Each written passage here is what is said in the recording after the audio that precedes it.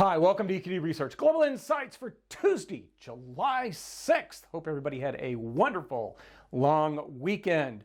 Today, just going to check in on VIX and the S&P 500 and then do a little follow-up to some things that I talked about Friday.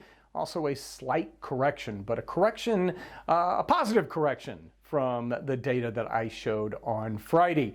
2 hours into the trading day, S&P 500 is down 0.6%. VIX is up over 2 points from last Friday at 1710, but it does appear to be moving higher as I stand here. The future is up a bit as well, but not to the magnitude as the spot. July contracts up 65 cents to 18.15.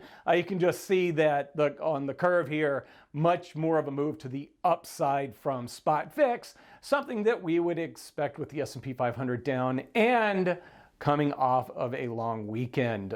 There is a weekend effect on the spot index that does not really impact the futures contracts.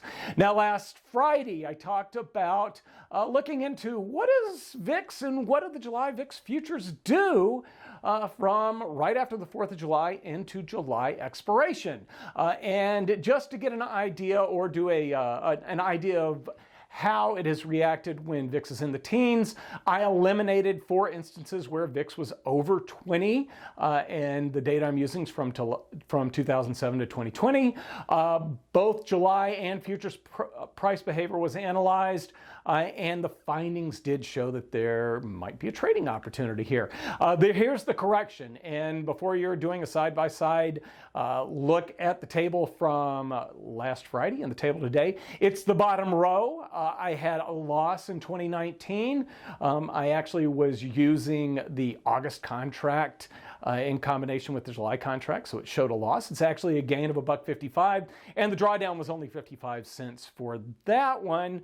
This also changes the summary statistics a bit. So 8 out of the 10 observations where VIX was below 20 on the day after the 4th of July through the day before July expiration, 8 out of 10 times, the futures have moved lower.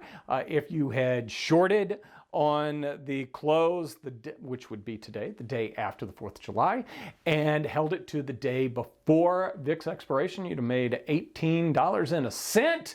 That's an average P&L of $1.80. The win percent's 80%. The average drawdown improved a little bit after I corrected for the 2019 numbers. Now it's just a drawdown of 71 cents. So not a whole lot of a drawdown there compared to the average P&L. It just seems to be a consistent drift lower for VIX and the July VIX futures after the 4th of July when VIX is in the teens. Now, I said I would talk about how I went about trading this, and just before I turned on the camera, I did this trade right here.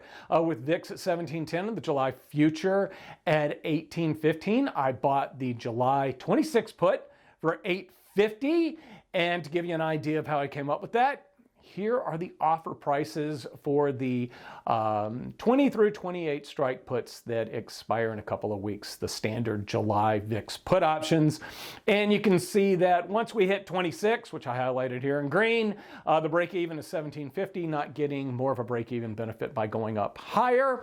I also did take a look at selling maybe the 16 or 17 put.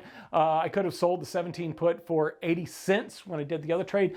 I am going to hold off a little bit, see if we get a little bit of a drift lower, and maybe sell the 16 or 17 put at a higher premium as we get closer to expiration, as long as everything works out and VIX and the July futures drift lower as they have done more often than not in the past.